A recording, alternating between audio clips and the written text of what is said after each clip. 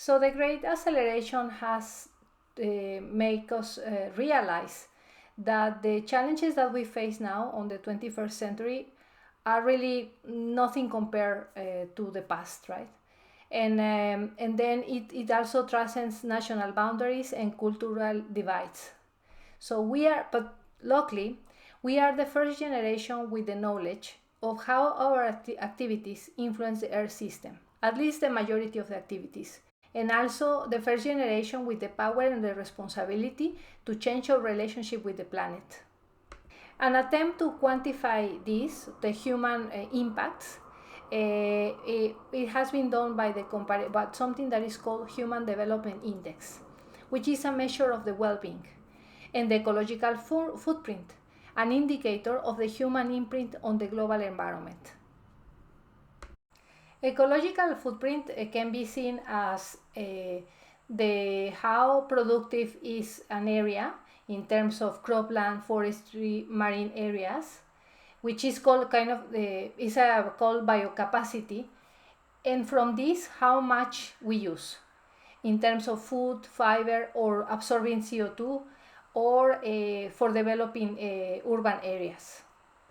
And these concepts are not really necessary for me to explain, because there is a very nice talk about this concept that can help you to have a better understand it. So I recommend you to watch this video, or at least the first 10 minutes of this video, so you get a better idea on how this is measured and how this is assessed.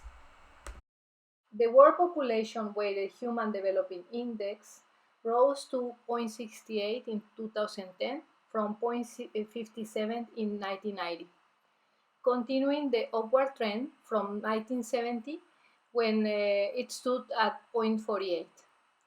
The global ecological footprint has also been rising, leading to an overshoot of Earth's NanoBiocapacity in the mid-1970s. What is the Earth's biocapacity? It's actually the capacity of the Earth to sustain humanity.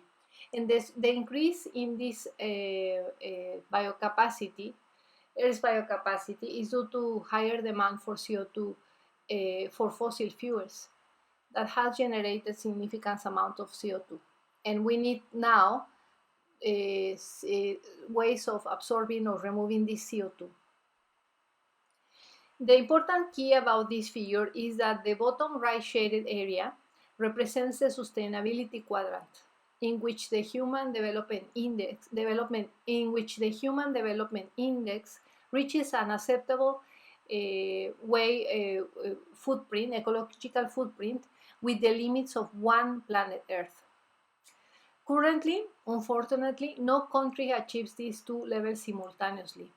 However, a promising development shown by the downwards sloping trajectories of some countries is that they have improved well-being while reducing both natural resource demand and pollution. At the aggregated global scale, however, the trends are clear.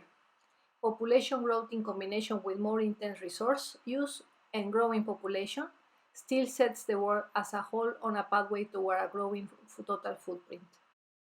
This figure also can be used to measure how the adoption of sustainable development goals and other policies strive the humanity, the sustainability of the humanity, right? In fact, those goals may be too soft to drive environmental sustainability, to be honest. So that's why we are going to look for other concepts that can also help us to know the boundaries of the planet. Several limitations are being encountered by measuring the sustainability in terms of ecological footprint or and Human Development Index.